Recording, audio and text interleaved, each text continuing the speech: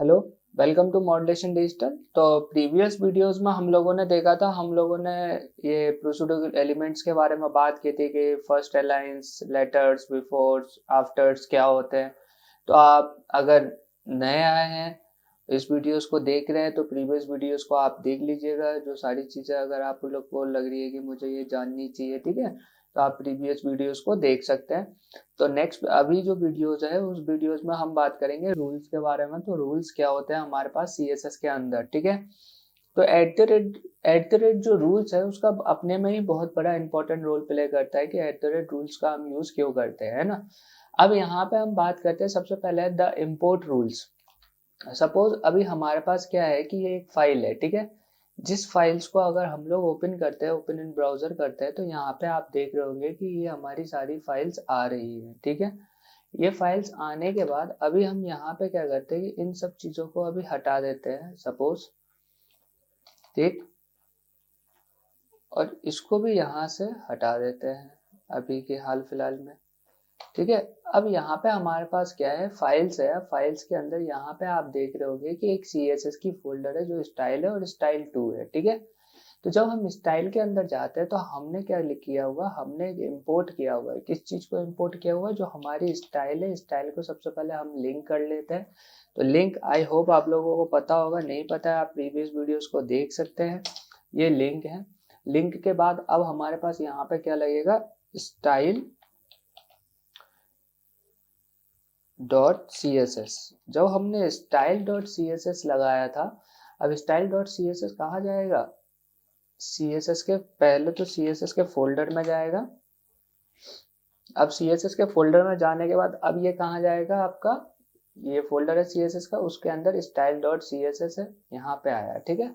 इसको हमने सेव नहीं किया, सेव कर लेते हैं। Style dot C S S में आया। Style dot C S S में हमारा क्या लगा है, एट द रेट इम्पोर्ट। अब एट द रेट इम्पोर्ट लगा हुआ है, डेट मीन्स अब कौन सी फाइल यहाँ इम्पोर्ट हो रही है, style two dot C S S. तो अब स्टाइल टू देखेंगे तो आपका ये ऑलरेडी प्री डिफाइंड है सारी चीजें। यहाँ पे हम क्या कर देते हैं, एक हम क्लास बना देते हैं डॉट डेमो। डेमो के बाद हम यहाँ पे लिख देते हैं हेलो वर्ल्ड, ठीक है।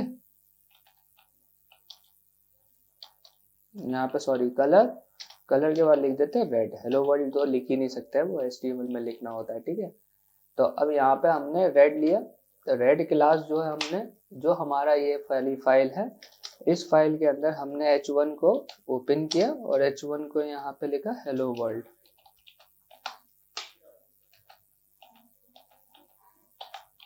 अब हेलो वर्ल्ड के बाद यहाँ पे आप देख रहे होंगे, यहाँ पे मैंने उस क्लास को ओपन किया और क्लास को पेस्ट कर दिया, जो कि हमारा डेमो था। अब इसको हम यहाँ पे आके रन करते हैं तो हेलो वर्ल्ड तो हमारा आया, जो क्लास हमने लगाई डेमो वो डेमो भी हमारी आई। तो सबसे पहले ये कहा गया स्टाइल के अंदर, style two dot C S S को ये कॉल कर रहा है क्योंकि इंपोर्ट कर रहा है। अब इसके अंदर कौन सी इंपोर्ट हो जाएगी हमारी file, style two. Style two में हमारा डेमो क्लास है। क्लास के अंदर जो कलर किया वो हमने क्या किया हुआ, रेड। तो यहाँ पे हमारे, यहाँ पे टू है, टू में सी एस एस है, ठीक है। फिर इधर आए, इधर आने के बाद हमने देखिए यहाँ पे फाइल का पाथ गलत दिया है, CSS आएगा, ठीक है। जो हमारा फोल्डर का पाथ था वो गलत था, है ना। यहाँ पे रन किया तो हमारा कलर आ गया है। क्यों आया, अब यहाँ पे हमारे पास क्या है कि इसलिए आया है क्योंकि ये हमने एक फाइल ली जिसके अंदर हमने फोल्डर CSS के अंदर जो स्टाइल है उसको हमने लिंक किया। जब हम स्टाइल के अंदर जाते हैं तो हमारे पास तो इम्पोर्ट हो रखी है तो और भी CSS है, तो हम एक CSS की फाइल बना सकते हैं, उसके अंदर बहुत सारी फाइल्स को हम इंपोर्ट करके रख सकते हैं जिससे कि हमें आसानी हो और रीडेबल हो हमारा कोड और आसानी से हम लोग समझ पाए। अब जब आप style two dot C S S में जा रहे हैं तो स्टाइल टू में क्या है, कलर रेड। अब कलर रेड है, डेट मीन्स आपका कलर क्या होगा, जो ये वाला CSS है वो इधर आ जाएगा, पूरा टोटली इसमें लिखा हुआ रहेगा और वो हमें इधर दिख जाएगा, ठीक है। तो इंपोर्ट करना मीन्स एक फाइल को दूसरी फाइल में इंपोर्ट कर देना CSS की। अब यहाँ पे मैं एक ही स्टाइल डॉट CSS दूंगा, उसके अंदर मैं बूटस्ट्रैप, जावास्क्रिप्ट, jQuery सब इंपोर्ट, मतलब जावास्क्रिप्ट को करने का तरीका अलग होता है, लेकिन मैं बता रहा हूँ आपको जो CSS है, CSS की जितनी भी फाइल्स है हम सबको इंपोर्ट करके रख सकते हैं एक जगह, ठीक है। जिससे कि हमें कल के दिन कोई भी हम कोड को रीड कर पाए तो आसानी से उस चीज को समझ पाए, इसलिए। अब इसके बाद और आगे बढ़ते हैं हम लोग। उसके बाद हमारे पास क्या है, कैरेक्टर सेट रूल्स। अब आप लोग सोच रहे होंगे कि कैरेक्टर सेट रूल्स क्या होता है। तो यहाँ पे जब आप आते हैं तो इसके ऊपर हमें क्या करना पड़ता है, यहाँ पे हमें पहले से डिफाइन करना पड़ता है कि हमारा जो कैरेक्टर सेट्स है वो क्या है। तो यहाँ पे आने के बाद या इसके ऊपर या इसके नीचे जहाँ पे भी आपको लगे कि हाँ डिक्लेयर करना चाहिए, तो वहाँ पे आप डिक्लेयर कर सकते हैं कैरेक्टर सेट। ठीक है, अब ये कैरेक्टर सेट दे दिया। कैरेक्टर सेट हमने क्या दे दिया, कौन सा है, UTF-8। UTF-8 है हमारा कैरेक्टर सेट। कैरेक्टर सेट जो भी होता है ये हमारा एक स्टैंडर्ड है जो कि हमारा UTF-8 होगा। ठीक है, CSS की जो भी कंटेंट्स होंगे उसको हम एक दे देते हैं। ठीक है, अब कैरेक्टर सेट्स देने के बाद अब आप देख रहे होंगे कि यहाँ पे क्या दिया हुआ है, कैरेक्टर सेट मीन्स मतलब उस कैरेक्टर को आइडेंटिफाई करेगा। Font faces. अब फॉन्ट फेसेस पूरी वेबसाइट्स के अंदर हमारे पास क्या है, फॉन्ट फेसेस होते हैं जो कि फॉन्ट्स का एक स्टाइल होता है और फॉन्ट एक फेस होता है। जैसे कि आपके एमोजीज देखे होंगे तो वो हमारे एक फॉन्ट फेसेस हो गए। ठीक है, कि हमें कैसा फॉन्ट्स का स्टाइल्स देना है। ठीक है, ये आइकन्स देना है। ठीक है, तो उसके लिए हम क्या करते हैं, यहाँ पे यूज करते हैं, सबसे पहले यहाँ पे लिखेंगे @font फेस। ठीक है, अब फॉन्ट फेस के बाद हमारे पास क्या जाएगा, कर्ली ब्रैकेट्स, और इसके अंदर अब हमारे पास जाएगी फॉन्ट फैमिली। तो जो हमारा फॉन्ट का जो इंडेंटेशन करने का तरीका होता है उस चीज को हम यहाँ पे डिक्लेयर कर देंगे फॉन्ट फैमिली। फॉन्ट फैमिली में हमने कोई भी जैसे कि फॉन्ट्स का नाम रख दिया, जैसे कर्सिव दे दिया। ठीक है, अब यहाँ पे हमारे पास क्या जाएगा, SRC में उसके जितने भी हमारे पास वो होंगे लिंक्स होंगे, हम SRC के अंदर उस फॉन्ट्स को लिंक कर सकते हैं। ठीक है, तो बहुत आसान है, ज़्यादा टफ नहीं है। यहाँ पे जो भी आपकी फाइल्स होगी उन फाइल्स को आप यहाँ पे लिंक कर देंगे। तो यहाँ पे आप लिखेंगे फाइल नेम डॉट टाइप जो होगा आपका, जैसे WOFF, तो अब वो मतलब मैं लगाऊंगा फाफा लगाऊंगा। ठीक है, जो भी आपको आइकन्स बनाने हैं आप वो आइकन CDN होती है, आप उनको लिंक करेंगे और यहाँ पे लगा देंगे। ठीक है, तो ये क्या होता है हमारे पास URL। ठीक, अब इसके बाद जब हम और आगे बढ़ते हैं तो अब हमारे पास क्या आता है, इसके बाद अब है हमारे पास, यहाँ पे आप देख रहे होंगे कि इम्पोर्टेंट। अब इम्पोर्टेंट क्या होता है, इम्पोर्टेंट मीन्स क्या हुआ कि जैसे कि ये हमारा आ रहा है, ठीक है, कलर रेड है ना। अब यहाँ पे कलर रेड के बाद यहाँ पे एक इंटरनल CSS है जो कि ओवरराइड करेगी। ठीक है, अब यहाँ पे भी मैंने एक स्टाइल ओपन कर दिया और स्टाइल के बाद मैं क्या करता हूँ, यहाँ पे लिख देता हूँ .demo।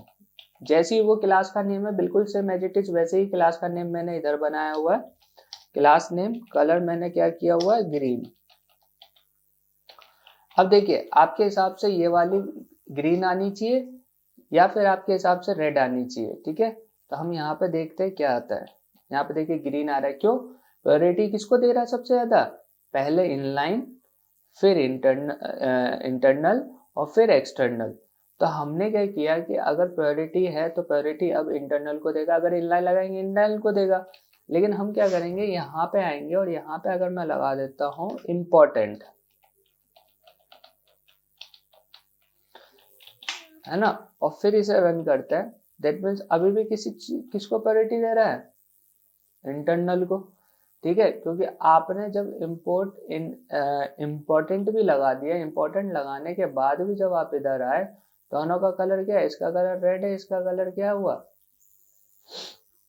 ग्रीन, है ना। अब दोनों की क्लास क्या है, एकदम सेम है। इम्पोर्टेंट लगाने के बाद भी क्या हो रहा है, जो कलर दे रहा है वो हमें कौन सा दे रहा है, ग्रीन।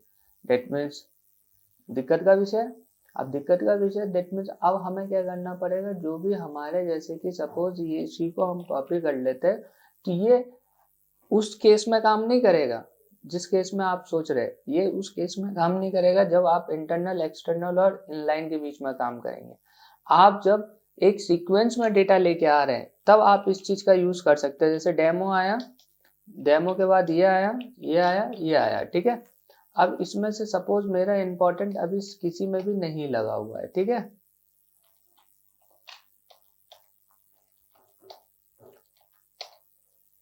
इसका रेड हो गया,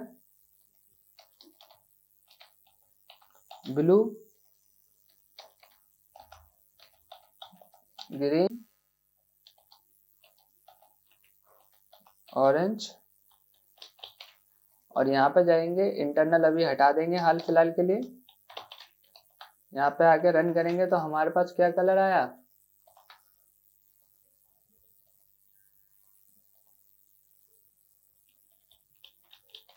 क्लास डेमो।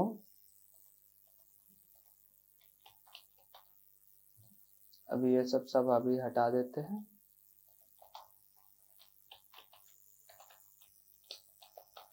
क्या कलर आया हमारे पास, ऑरेंज, है ना। अब ऑरेंज आया, दैट मीन्स जब ऑरेंज आ रहा है हमारे पास तो ऑरेंज में क्या प्रॉब्लम आ रही है। अब यहाँ पे हमने क्या किया कि इम्पोर्टेंट लगाएंगे, ठीक है। अब इम्पोर्टेंट लगाएंगे, दैट मीन्स अब मैं ब्लू में इम्पोर्टेंट लगा दूं तो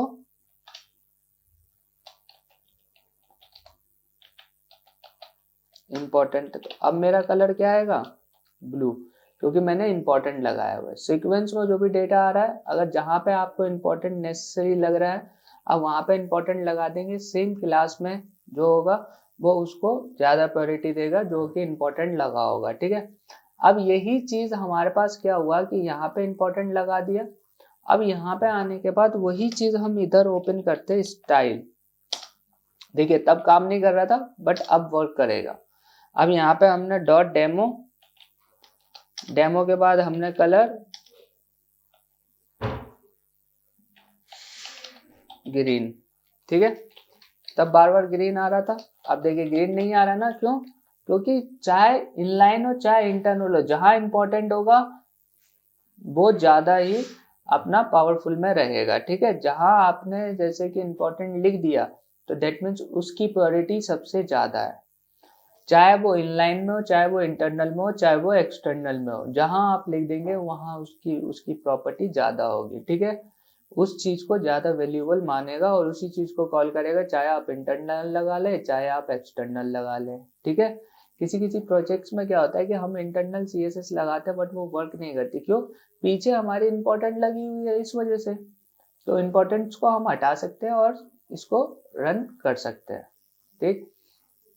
आई होप आप लोगों को समझ में आया होगा। अगर नहीं समझ में आया नीचे कमेंट बॉक्स में और नीचे दिए गए नंबर्स पर कॉल कर सकते हैं। साथ ही साथ आप प्रैक्टिकल करके देखेंगे, एक एक चीज करके देखेंगे कि इम्पोर्टेंट का मैं कहाँ कहाँ यूज कर सकता हूँ। तो ये हमेशा याद रखना, अगर ओवरराइड करता है तो लास्ट कम फर्स्ट सर्व, जो लास्ट में होगा वो पहले मिलेगा, चाहे वो इम्पोर्टेंट हो चाहे वो नॉर्मल हो। सबसे ज्यादा प्रायोरिटी हमारी इनलाइन CSS की होती है, जो कि नॉर्मल की बात करें, इनलाइन, इंटरनल, एक्सटर्नल, ठीक है। तो सबसे पहले इनलाइन की, फिर इंटरनल की, फिर एक्सटर्नल की, अगर नॉर्मल आप यूज कर रहे हो। अगर आप उसमें इंपॉर्टेंट लगा रहे हो, इंपॉर्टेंट में भी वही सीन है, अगर आपने इनलाइन में इंपॉर्टेंट लगाया तो वो सबसे स्ट्रांग हो जाएगी, आपने इंटरनल में लगाया तो वो स्ट्रांग, फिर आपने एक्सटर्नल में लगाया तो वो स्ट्रांग। अगर तीनों में स्ट्रांग स्ट्रांग लगा दिया दैट मीन्स जो जिसकी क्वालिटी ज्यादा होगी उस चीज को वो कॉल करेगा, ठीक है। तो ज्यादा कंफ्यूजन लेनी नहीं है, ज्यादा कंफ्यूजन का विषय भी नहीं है, ठीक है। और आप प्रैक्टिकल करें और देखिए एक बार करके कि हाँ क्या मुझे समझ में आया, ठीक है। अब उसके बाद आगे और बढ़ते हैं। अब हमारे पास फिल्टर्स है, अब हम फिल्टर्स की बात करेंगे, फिल्टर्स क्या होते हैं, फिल्टर्स का यूज क्या है, ठीक है।